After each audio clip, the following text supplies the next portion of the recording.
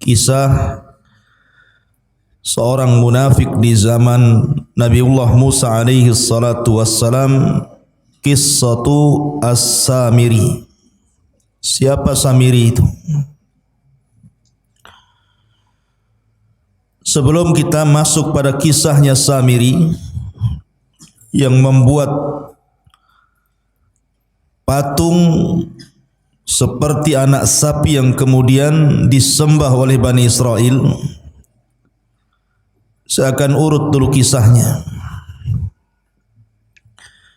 Di dalam Al-Quran Allah subhanahu wa ta'ala berfirman, wa idh faraqna bikumul bahra fa anjaynakum wa aghraqna ala fir'auna wa antum tangdurun. Dan ingatlah ketika kami belah lautan untukmu, lalu kami selamatkan dirimu dan kami tenggelamkan Fir'aun dan para pengikutnya, sementara kalian menyaksikan dengan mata-mata kalian sendiri. Nabi Musa alaihi salatu wassalam ketika menyelamatkan Bani Israel dari perbudakan Fir'aun, maka Musa berhasil menyeberangkan Bani Israel dari Mesir mengarah ke Palestina melalui Laut Merah.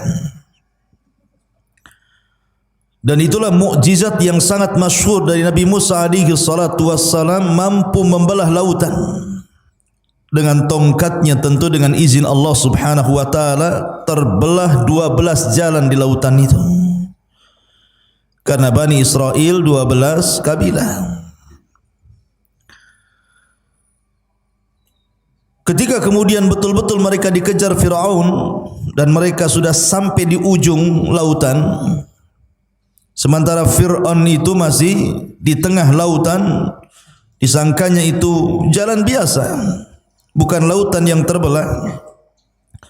Ketika betul-betul Fir'aun dan pasukannya di tengah-tengah lautan, maka Musa alaihi salatu wassalam ketika itu berada di sampingnya malakul Jibril, malaikat Jibril yang membentuk seperti manusia, menggunakan pakaian putih, kuda putih, serba putih.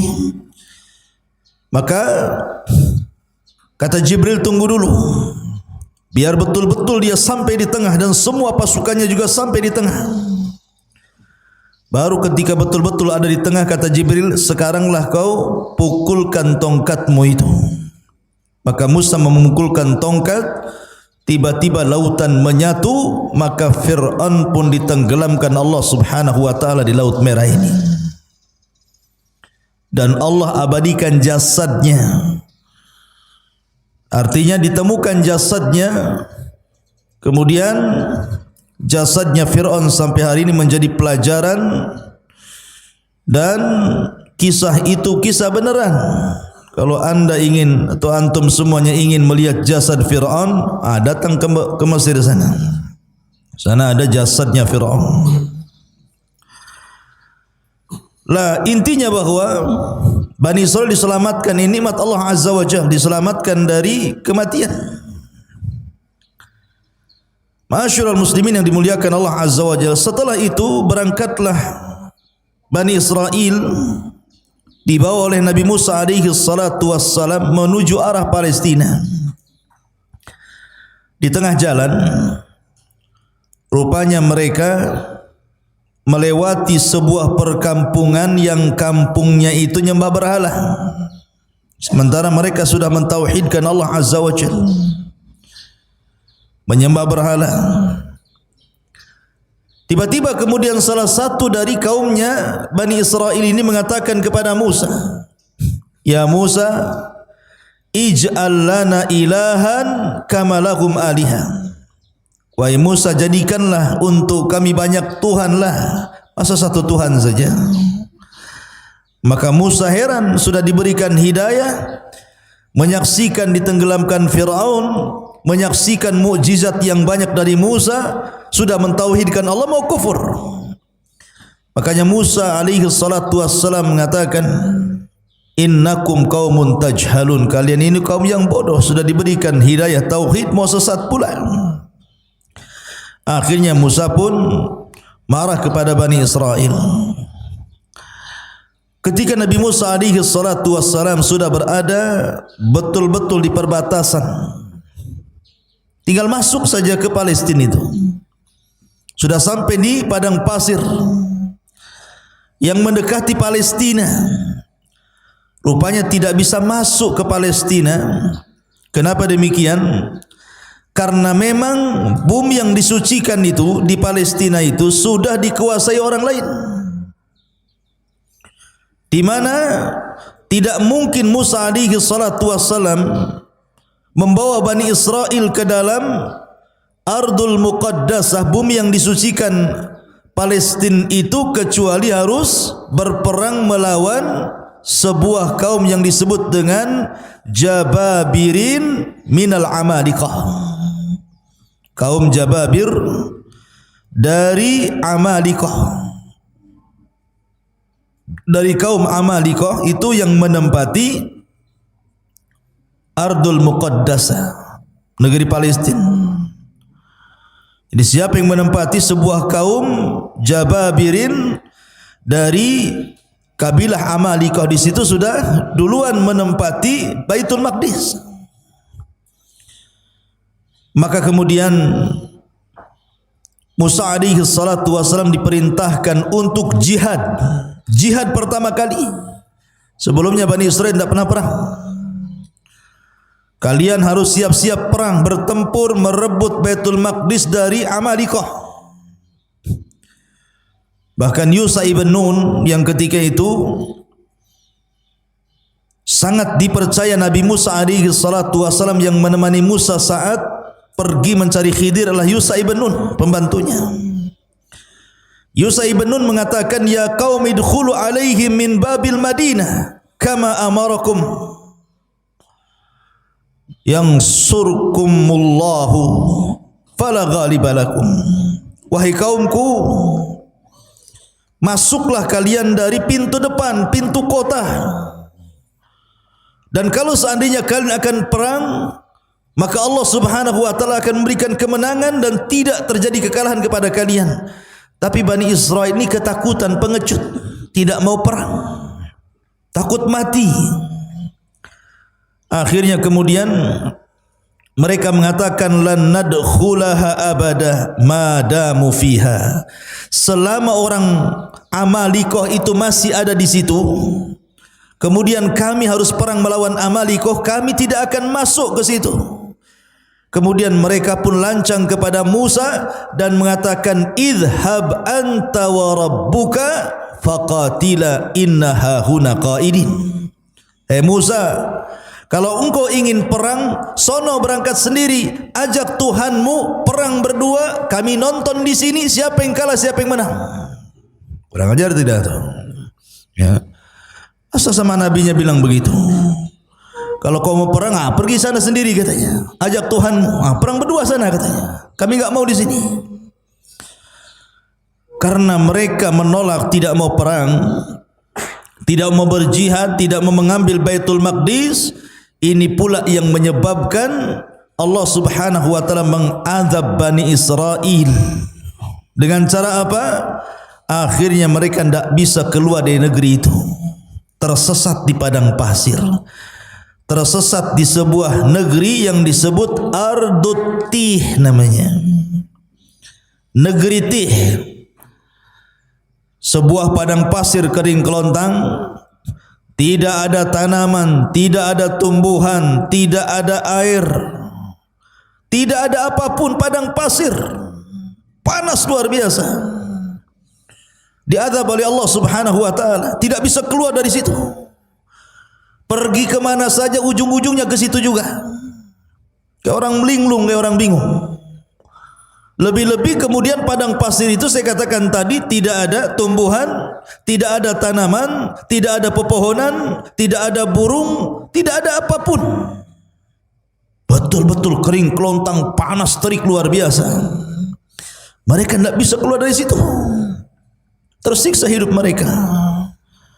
Itulah disebut dengan teh. Berapa puluh tahun mereka diuji oleh Allah?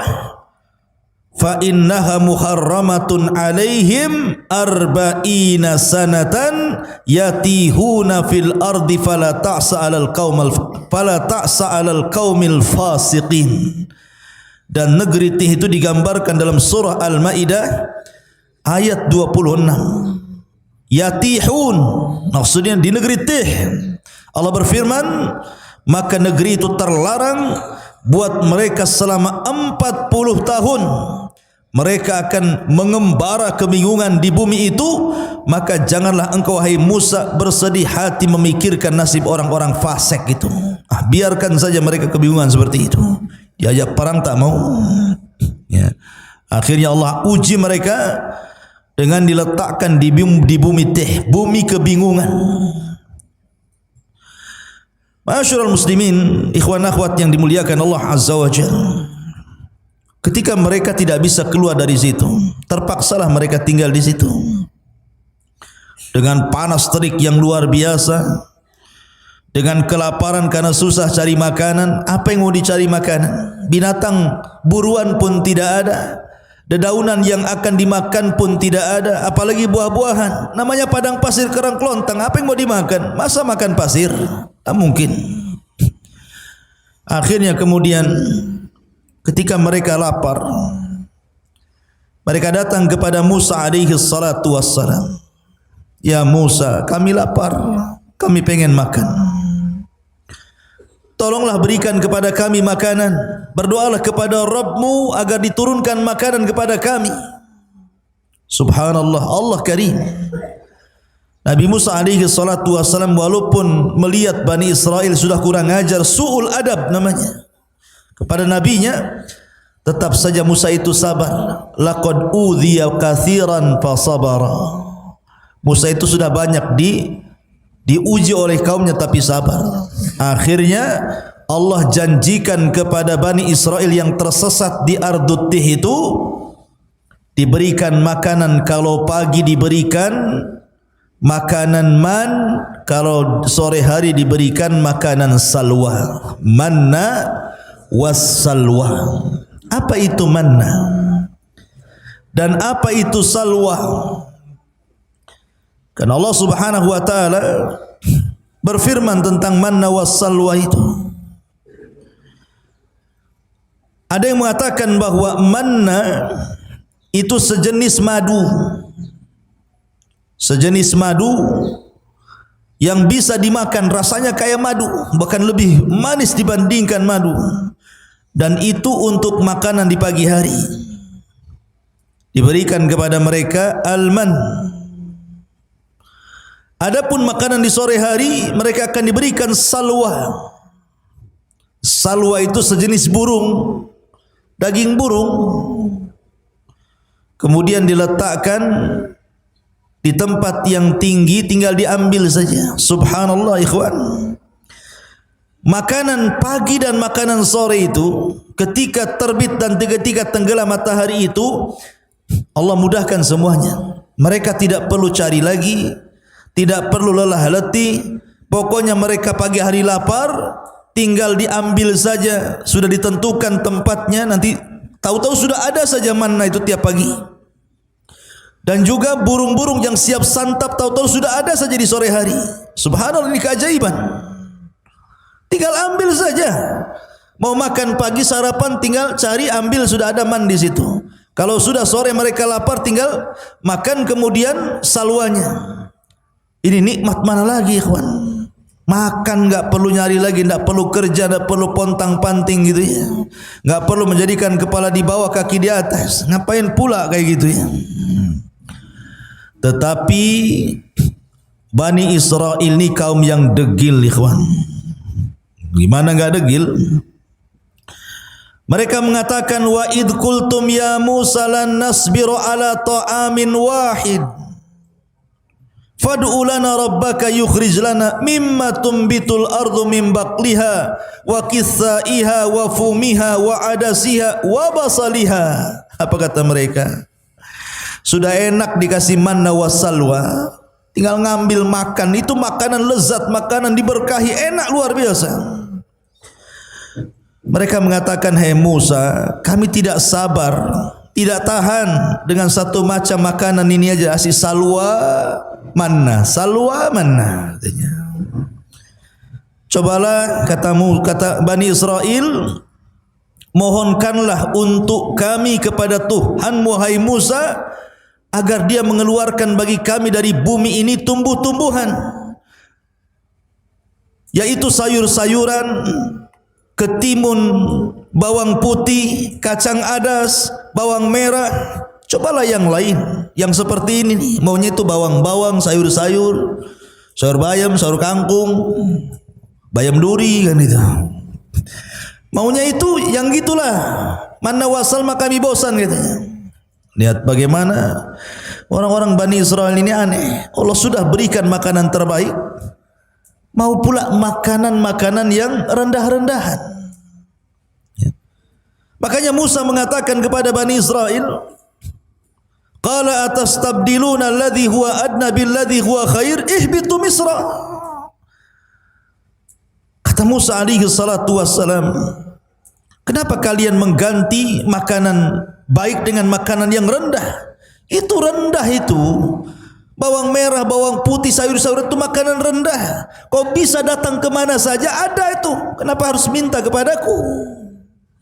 Tapi manna salwa ini tidak bisa dicari, karena itu makanan dari Allah Subhanahu wa taala langsung. Tapi kalau hanya bawang putih, bawang merah, kacang-kacangan, sayur-sayuran, kau tinggal pergi ke mana daerah di situ. Misron di sini bukan Mesir, tapi daerah mana saja itu mudah dicari. Kenapa pula kemudian kalian tidak mau memakan manna wassalwa lagi? Ihbitu misran fa inna lakum ma sa'altum. Pergilah kau ke sebuah desa atau kota atau daerah, pasti kamu akan memperoleh apa yang kalian minta.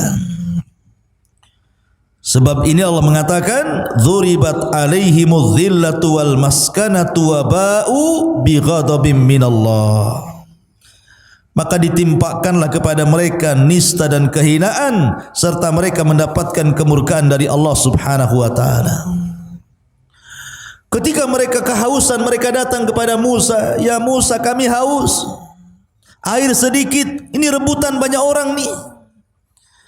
Maka Allah Subhanahu wa taala firmankan, wa idistasqa Musa liqaumihi faqul nadrib bi asaqal hajar fanfajarat min husnata asyrata ainan.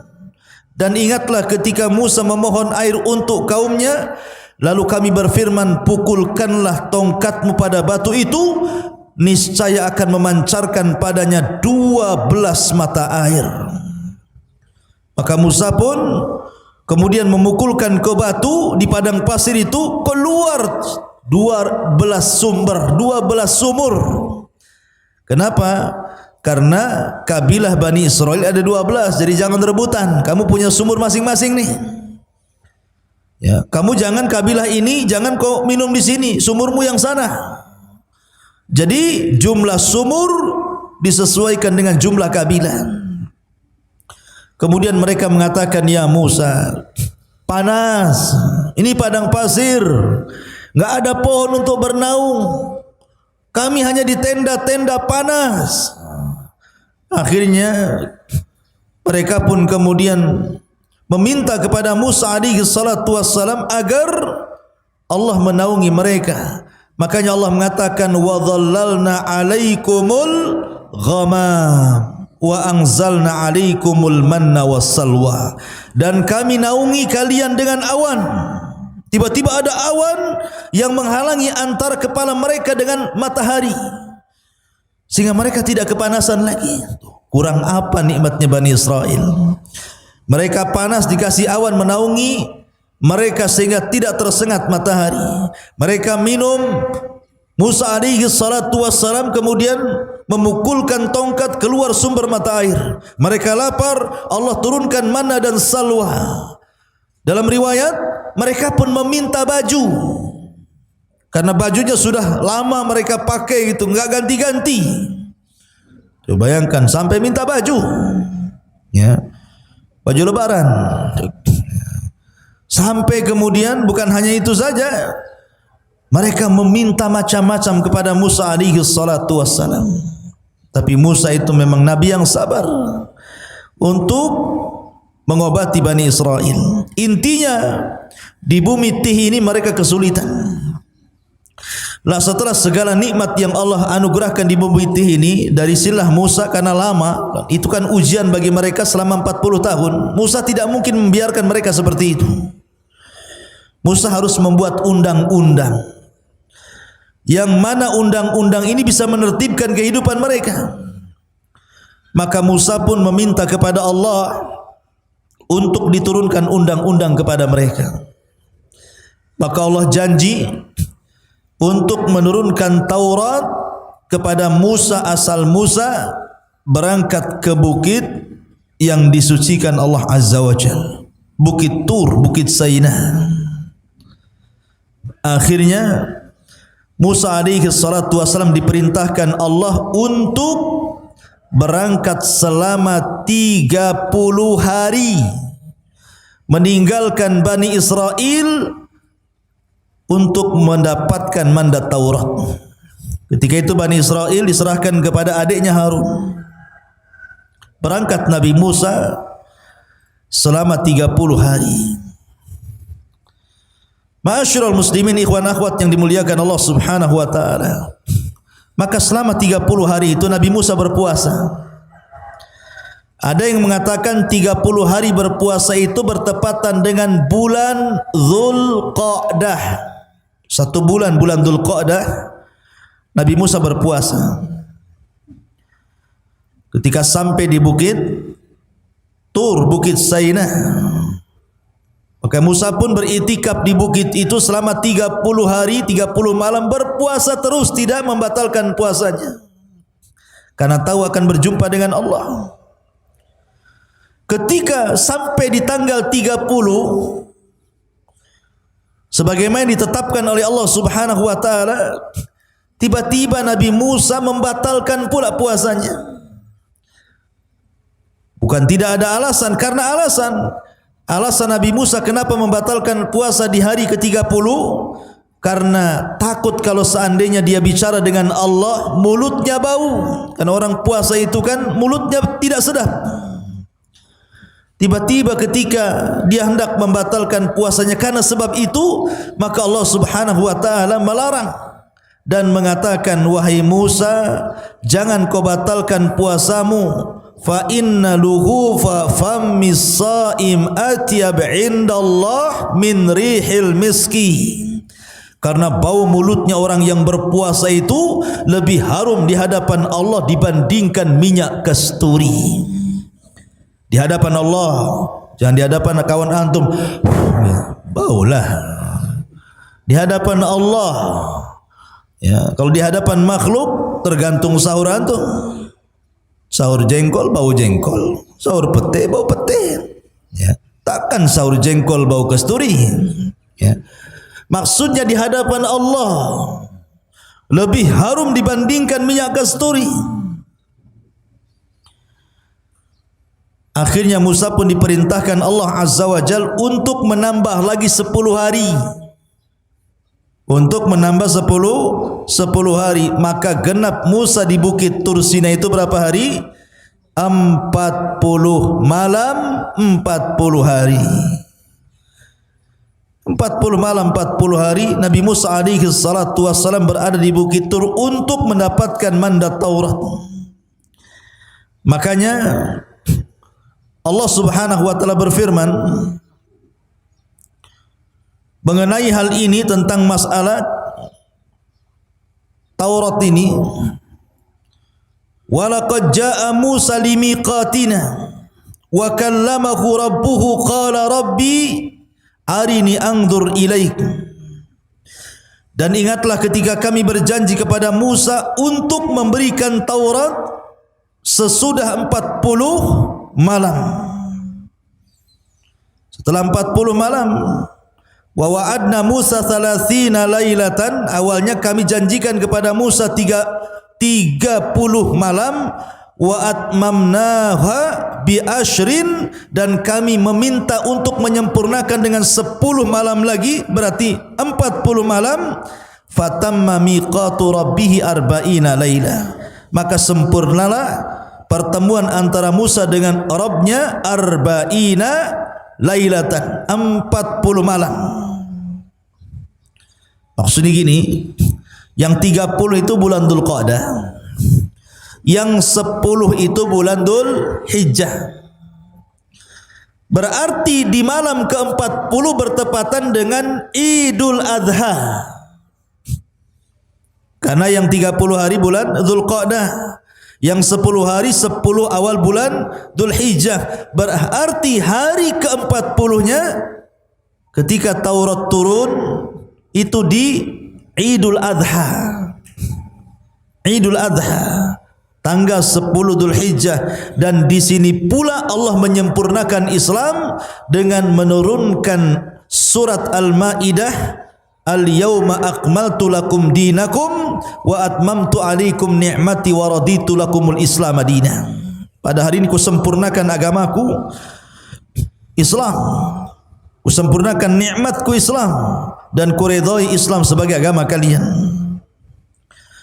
Maka setelah mendapatkan Taurat, tiba-tiba Musa alaihi salatu wasallam berkeinginan untuk ingin menatap Rabbnya, ingin melihat Rabbnya kayak apa yang selama ini selalu bicara di balik tabir, dan tabirnya Allah adalah cahaya. Pengen tahu kayak apa bentuknya, kayak apa wajahnya. Akhirnya Musa mengatakan, Rabbi arini anzur ilaik, ya Rabb, bisakah kau tampakkan dirimu kepadaku biar aku bisa melihatnya. Maka Allah Subhanahu wa taala mengatakan, lan tarani walakin dur ilal jabal fa in istaqarra makanah fasawfa tarani. Falamma tajalla rabbuhu lil jabali ja'alahu dakka wa kana Musa sa'iqa wa kharra Musa sa'iqa falamma afaqa qala subhanak tubtu ilaika wa ana awwalul mu'minin. Kata Allah Subhanahu wa taala, ya Musa, engkau enggak mampu melihatku. Bukan aku tidak bisa dilihat, matamu yang enggak sanggup melihatku, kata Allah. Akan tetapi kalau kau enggak yakin, lihatlah bukit yang penuh dengan batu itu, Bukit Tur Sina ini. Kalau aku menampakkan diriku kepada bukit itu dan bukit tidak bergerak dari tempatnya, kau akan melihatku. Tapi kalau sebaliknya, bukit itu hancur karena melihatku, maka selamanya kau tidak bisa melihatku. Falamma tajalla rabbuhu, ketika Rabbnya menampakkan diri lil jabali, kepada gunung, apa yang terjadi? Ja'alahu zakka, tiba-tiba gunung gempa, hancur, lebur, berantakan. Wa kharra Musa sa'iqa, Musa terpental kemudian pingsan. Tiba-tiba Musa mengatakan, tubtu ilaika, aku tobat kepadamu ya Rabb. Falamma afaq, ketika dia sadar dari pingsannya, tubtu ilaik, aku tobat kepadamu ya Rabb. Wa ana awwalul mu'minin, aku beriman, tidak perlu kau tampakkan zatmu kepadaku, katanya. Ya. Dari sini menunjukkan bahwa Tuhan kita Allah tidak akan pernah terlihat di dunia. Kalau ada orang mimpi ketemu Allah, dustakan kemimpiannya. Oh, semalam saya bermimpi. Ya, ada apa? Ketemu Allah, dusta kau. Itu aja. Karena dulu ada di Batam ini, orang ngaku-ngaku bisa melihat Allah di air yang dalam baskom. Jadi ada ajaran sesat di Batam dulu. Kalau anda ingin melihat Allah, bayar 500.000. Masuk ke kamar, di situ ada baskom diisi air, entah komat kamit waswesnya apa gitu kan. Kemudian suruh dilihat, kau lihat situ. Nanti kau akan melihat Allah di situ, katanya. Ya, sampai anjing mencret pun nengok gitu, mana bisa? Enggak mungkin dilihat Allah itu. Ya. Nengok aja air, nggak mungkin ada Allah. Allah tidak bisa dilihat. Jangan lagi kita. Nabi Musa alaihi salatu wassalam saja minta ditampakkan, Allah tidak sanggup. Gunung saja bisa hancur. Kalau seandainya Allah tampak dalam genangan itu, bisa hancur wajah kalian kan itu. Terbakar. Kalau sampai tabir Allah dibuka dari zatnya, terbakar syubuhatul ar, satu bumi bisa terbakar, ikhwan. Bagaimana pula kemudian sok-sokan bisa melihat Allah? Penipu. Ya. Ma'asyiral muslimin yang dimuliakan Allah Azza wa Jalla.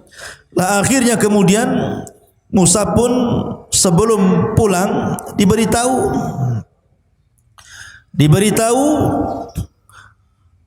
bahwa Samiri, ini kisahnya, bahwa Samiri 10 hari sudah berhasil menyesatkan Bani Israel. Allah Subhanahu wa taala mengatakan tentang kisah Samiri ini, wa ma'ajalaka an qaumika ya Musa, dan mengapa engkau datang lebih cepat dari kaummu hai Musa? Qala hum ulai ala athari wa ajiltu ilaika rabbi litarda. Dia Musa berkata, itu mereka sedang menyusulku, aku akan segera datang kepadamu Tuhanku, karena engkau ingin dan karena aku ingin mendapatkan ridhamu. Kemudian qala fa inna qad fatanna qaumaka min ba'dika wa adhallahumus Samiri. Dan Allah berfirman, sungguh kami telah menguji kaummu wahai Musa setelah engkau tinggalkan selama 40 malam, dan mereka telah tersesatkan oleh Samiri. Jadi begini, ketika Musa berangkat meninggalkan Bani Israel berapa hari tadi? 30 hari. Kemudian disempurnakan 10 hari menjadi 40 hari. Jadi dari 30 hari itu Samiri belum buat ulah tuh. Samiri buat ulah itu 10 hari ketika Nabi Musa menambah hari puasanya. Mereka sesat selama 10 hari, bayangkan. Hidayah itu milik Allah, ikhwan. Mereka mengikuti Musa bertahun-tahun, disesatkan dengan Samiri cuma 10 hari saja. Bagaimana cara menyesatkannya? Samiri ini terjadi khilaf para ulama siapa Samiri.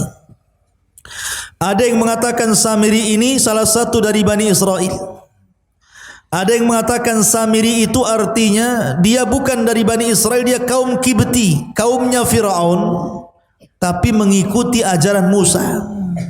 Pura-pura munafik, mengikuti ajaran Musa, kemudian ikut di belakang Nabi Musa. Lah ketika Musa menyeberangi lautan, nih Bani Israel ini, mereka berat membawa emas-emas orang-orangnya Fir'aun. Jadi ada sebagian emas-emas itu diambil dari tetangga-tetangga mereka waktu di Mesir. Ada yang pinjam uang mereka kan berupa dinar emas gitu ya. Ada yang kemudian pinjam, ada yang kemudian bekerja dapat gaji duluan, kerjanya belum selesai. Pokoknya banyak, intinya bahwa itu emas-emas itu tidak boleh dibawa karena bukan hak mereka. Maka mereka bertanya kepada Nabi Musa, bagaimana dengan emas-emas kami wahai Musa? Apakah ini halal untuk kami? Kata Musa, tidak halal. Emas-emas itu harus kalian buang di lautan ini. Jadi ketika mereka berjalan di lautan itu yang sudah jadi jalan, dibuanglah emas-emas itu sampai ke pinggir sana.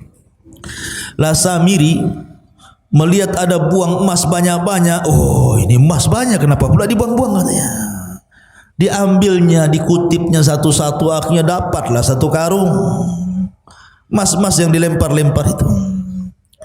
Kemudian setelah itu Samiri melihat ada orang berbaju putih, berkuda putih di samping Musa, dan seolah-olah dia pula yang memberikan instruksi. Kata orang putih begini, maka Musa akan begini. Kata orang putih begitu, maka Musa akan begitu. Samiri kaget, kenapa Musa diperintahkan orang itu? Nah, dari sini Samiri curiga, karena memang itu jelmaan malaikat, utusan Allah Azza wa Jalla. Diperhatikan terus orang ini. Kemudian diperhatikan kudanya. Dan apabila kuda itu melangkah, bekas langkahnya itu, bekas pijakannya itu, tanahnya diambil sama dia. Diambil kemudian ditaruh di kresek di bawah. Jadi ketika Nabi Musa alaihi salatu wassalam berangkat meninggalkan Bani Israel, kemudian digantikan oleh Nabi Allah Harun alaihi salatu wassalam, maka mulailah berulah Samiri selama 10 hari ini. Emas yang tadi dikutip itu oleh Samiri kemudian dibakar, kemudian dicetak, kemudian jadilah anak sapi, patung anak sapi yang membentuk Samiri. Kenapa anak sapi? Karena orang-orang Mesir itu menjadikan sapi itu Tuhan. Makanya orang-orang India sampai hari ini ada orang yang nyembah sapi itu. Jadi daerah-daerah tertentu di India itu, kalau ada sapi kemudian masuk ke pasar, makan kangkung, makan bayam, jangan diusir. Itu Tuhan lagi makan. Ya, macam-macam. Di India itu banyak. Ya, sesembahan salah satunya sapi disembah. Ada juga yang nyembah ular sendok di sana itu. Ya. Jadi akhirnya kemudian dibentuklah patung anak sapi itu. Ketika sudah jadi patung anak sapi itu, kemudian ditenggerkan di tengah-tengah lapangan Bani Israel. Dia kan punya tanah. Tanah itu bekas pijakannya kaki kudanya Jibril. Dimasukkan ke mulutnya tanah itu. Subhanallah. Keajaiban, tiba-tiba patung anak sapi yang terbuat dari emas itu hidup pula. Makanya Allah mengatakan lahu khuwar, hidup, tapi tidak sempurna, hanya mengeluarkan suara. Gimana suara sapi? Pi gitu. Bukan. Ya. Jadi keluar suara sapi. Lah, Bani Israel ini kaget, kok bisa patung terbuat dari emas berbentuk anak sapi diingatkan kepada sembahan orang-orang Mesir tiba-tiba hidup. Karena sebagian Bani Israel masih kurang mantap imannya. Kata Samiri kepada Bani Israel, lihat, ini Tuhan kita. Anak sapi ini Tuhan kita. Buktinya dia bisa bicara katanya. Mereka mengatakan, lalu Nabi Musa siapa? Dan kemana? Bukankah dia ingin membuktikan ketuhanannya? Kata Samiri, Musa salah. Yang benar ini Tuhannya, bukan apa yang didakwahkan Musa. Lihat, Musa salah tempat, jauh-jauh ke Bukit Tur untuk mencari Tuhannya, padahal Tuhannya ada di sini katanya. Ini Tuhannya anak sapi ini. Dari situlah akhirnya ada yang mengatakan 70.000 sekian gitu Bani Israel pun murtad. 10 hari menyembah patung anak sapi. Ya, sebagian mereka murtad dan sebagian mereka bertahan. Ini enggak percaya, kami harus tanya dulu Musa, apakah ini Tuhan atau bukan? Yang sebagian lagi tetap mengatakan bukan Tuhan. Jadi manusia ketika itu terbagi menjadi 3. Ada yang tetap di atas tauhid, tidak mau menyembah patung anak sapinya yang dibuat oleh Samiri. Yang satu justru ada yang langsung menuhankan patung anak sapinya Samiri. Kemudian yang ketiga masih nunggu, masih ragu-ragu. Tunggu, tanya dulu, nunggu Musa datanglah. Kalau memang kata Musa ini Tuhan kami sembah, kalau enggak. Akhirnya kemudian Musa sudah diberitahu sama Allah bahwa kaumnya sudah disesatkan Samiri. Udah marah, pengen balik saja Musa tuh. Masalahnya Musa tidak mau menyalahkan Bani Israel, tapi mau menyalahkan abangnya Harun. Ngapain saja Harun itu? Masa baru ditinggal 40 hari sudah murtad? Akhirnya pertama kali dia marah kepada Harun. Datanglah Musa dari safarnya membawa papan Taurat. Faraja'a Musa ila qaumihi ghadbanan asifan. Qala ya qaumi alam ya'idukum rabbukum wa'dan hasanan afa atala 'alaikul ahdu am aradtum an yahilla 'alaikum ghadab min rabbikum fakhlaftum maw'idi. Musa pun mengatakan, kemudian Musa kembali kepada kaumnya dengan marah, bersedih hati. Musa berkata, wahai kaumku, bukankah Tuhanmu telah menjanjikan kepadamu sebuah janji yang baik? Apakah terlalu lama masa perjanjian itu bagi kalian? Atau kalian hendak agar kemurkaan Tuhan menimpa kalian? Mengapa kalian melanggar perjanjian denganku? Kemudian mereka mengatakan, qalu ma akhlafna mau'idaka bimalkina walakin hammalna auzaran min zinatil qaumi faqadhafnaha fakadzalika alqas Samiri. Mereka mengatakan, kami tidak melanggar perjanjian wahai Musa dengan kemauan kami sendiri, tetapi kami harus membawa beban berat dari perhiasan kaum Fir'aun. Kemudian kami lemparkan ke dalam api itu, dan demikian pula Samiri melemparkannya. Maka datanglah Musa kepada siapa? Kepada Harun. Ketika sampai saja depan Harun, langsung dijambak janggutnya, ditari kepalanya. Gini nih, gitu kan? Jadi dijambak rambutnya, ditari janggutnya, begitu.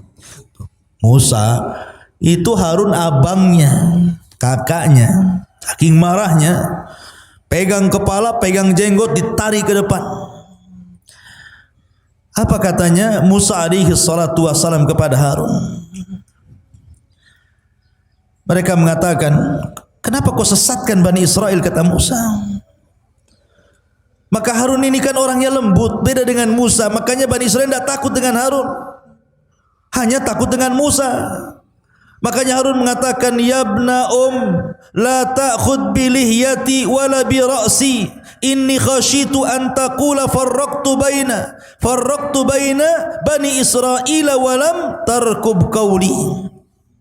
Harun mengatakan, wahai putra ibuku, maksudnya Musa, janganlah engkau pegang janggutku, jangan pula kau pegang kepalaku, lepaskan. Aku sungguh khawatir engkau akan berkata kepadaku, engkau telah memecah belah Bani Israel dan engkau tidak memelihara amanahku.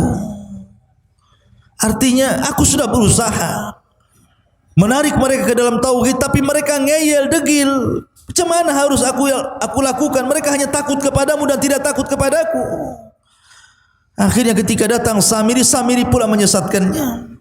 Maka akhirnya dilepaslah Harun, kemudian mencari Samiri. Datangkan Samiri kepadaku. Maka datanglah Samiri, dihadapkan kepada Musa. Marah Musa. Kata Musa, qala fama khatbuka ya Samiri. Hei Samiri, apa yang mendorongmu melakukan seperti itu? Kenapa kau sesatkan Bani Israel? Kata Samiri, qala basartu bima lam yabsuru bi, faqabadtu qabdatan min atharir rasul fanabattuha wa kadzalika sawwalat nafsi. Dengan entengnya Samiri mengatakan, aku mengetahui sesuatu yang tidak mereka ketahui, hai Musa, dan aku ambil segenggam tanah dari jejak Rasul, maksudnya Jibril, kakinya kudanya Jibril, lalu aku melemparkannya ke dalam api yang di situ sedang dicetak anak sapi Samiri. Demikianlah nafsuku yang memerintahkanku. Jadi ketika Musa, siapa atas perintah siapa kau lakukan itu, kata Musa, maka Samiri dengan tenang mengatakan, nafsuku yang memerintahkan. Subhanallah, dengan entengnya. Akhirnya kemudian Musa pun marah. Maka sebagai hukumannya, Nabi Musa alaihi salatu wasallam berdoa kepada Allah agar Samiri tidak boleh mendatangi manusia, dan manusia tidak mungkin mendatangi Samiri. Dia akan hidup sendiri selamanya. Ya, itu sebagai hukumannya, akan hidup sendiri. Manusia tidak bisa bicara, dia pun tidak bisa bicara dengan manusia.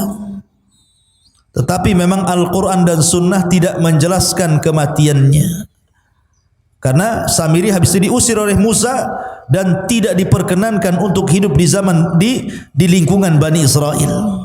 Sehingga ada yang menyangka bahwa Samiri adalah Dajjal di akhir zaman.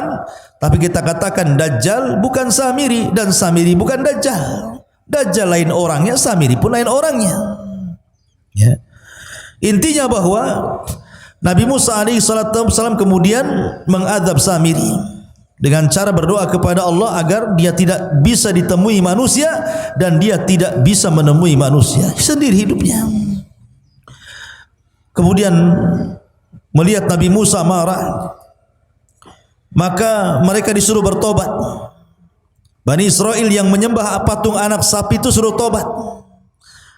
Tiba-tiba kemudian diilhamkan kepada mereka untuk mengucapkan la illam yarhamna rabbuna wa yaghfir lana lanakunanna minal khasirin. Kalau Rabb kami tidak merahmati kami dan tidak mengampuni dosa-dosa kami, kami termasuk orang rugi. Terus itu yang dibicarakan oleh orang-orang yang menyembah patung itu. Masalahnya Musa mengatakan, aku datang sudah bawa papan Taurat ini. Dan isi papan ini kalau sampai ada orang musyrik seperti kalian, hukumannya adalah saling bunuh-bunuhan. Kalian harus pulang, ambil bawa pisau dapur, tusuk-tusuk kalian. Saling tusuk di antara kalian, saling bunuh di antara kalian. Itu tobatnya. Karena Allah mengatakan, wa idh qala Musa liqaumihi, wa idh qala Musa liqaumihi, dan ketika Musa berkata kepada kaumnya, ya qaumi innakum zalamtum anfusakum bittikhadikumul ijla fatubu ila bariikum faqtulu anfusakum dzalikum khairul lakum inda bariikum fataba alaikum ila akhiril ayat. Wahai kaumku, karena kalian sudah menzalimi diri kalian menyembah patung anak sapi, tobat kalian. Tapi tobatnya faktulu anfusakum, bunuh diri kalian. Mak, tobatnya ngeri. Kalau antum di dalam Islam, kalau orang datang ke dukun kemudian menyesal, tinggal balik syahadat, balik ke Islam. Ini tidak. Kalau orang sudah melakukan kesyirikan, maka cara tobatnya harus saling membunuh. Anda bawa pisau dapur, saya bawa gergaji, bawa peranglah sampai mati. Sampai dua-duanya mati. Dan itu lebih baik. Sebab kalau mereka menolak untuk saling membunuh, mereka pun akan mati juga. Karena ketika mereka menolak untuk saling membunuh, maka mereka teringat dengan Nabi Musa. Musa pernah mengangkat bukit Tur, kemudian diletakkan di atas kepalanya. Tobat atau dilempar bukit ini katanya. Kalau tidak tobat mati juga kena gunung. Kalau tobat mati juga, sama-sama mati. Masalahnya kalau tobat mati, mati syahid. Tapi kalau mati kena lempar gunung, mati sangit namanya. Enggak syahid kan gitu. Karena kena azab ya. Akhirnya mereka perang saling bunuh-bunuhan, dan itu lebih baik bagi mereka. Matilah hampir 7.000 Bani Israel gara-gara menyembah patung anak Samiri ini. Ya, jahatnya Samiri, munafik, menyesatkan. Akhirnya kemudian Nabi Musa pun setelah kasus Samiri ini tetap masih tidak bisa keluar dari Ardut Tih itu, maka Allah Subhanahu wa taala takdirkan Musa pun meninggal. Tapi sebelumnya Harun meninggal, baru kemudian Musa. Bagaimana Harun meninggal?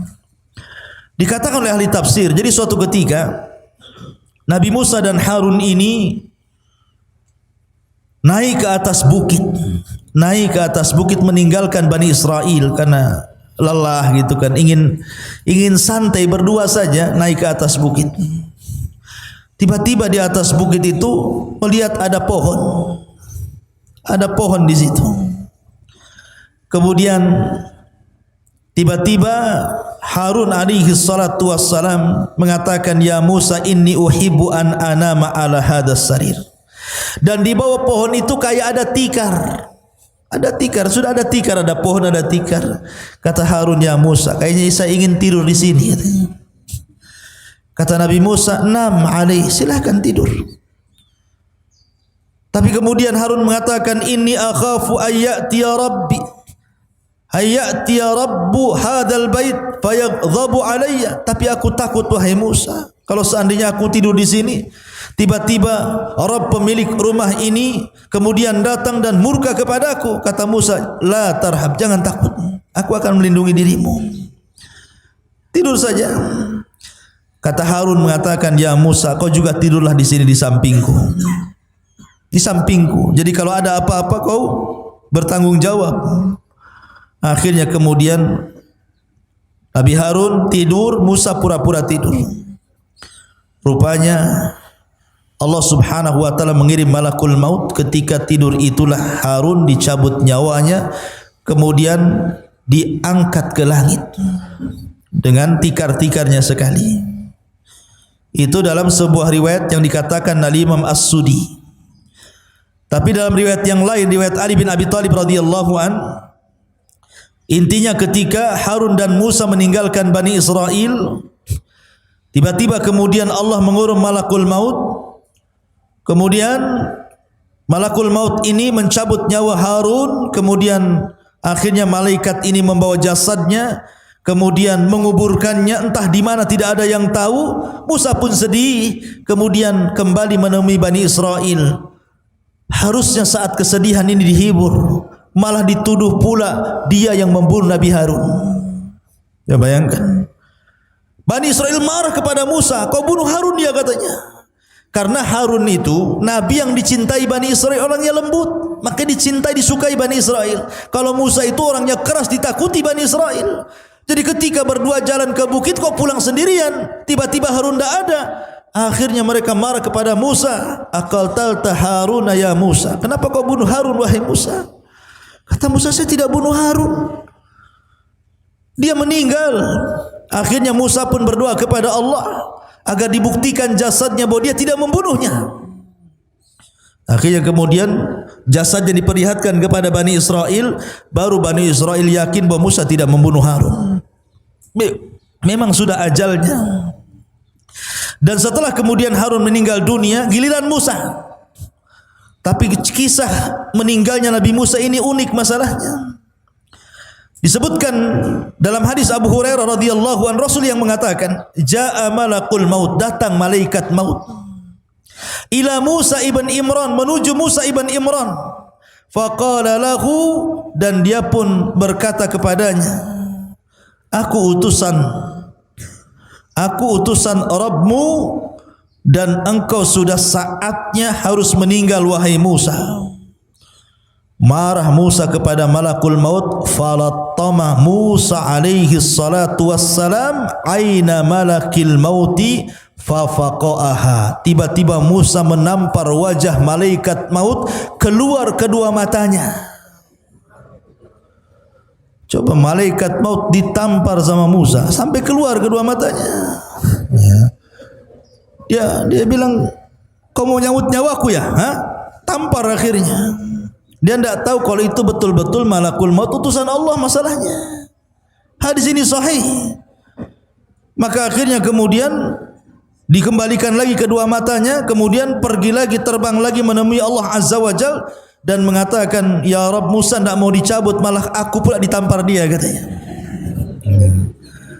Maka akhirnya Allah mengatakan, sudah, berangkat lagi kau Musa, aku yang utus engkau. Katakan kepada Musa, saatnya dia meninggal. Usia dia sudah selesai.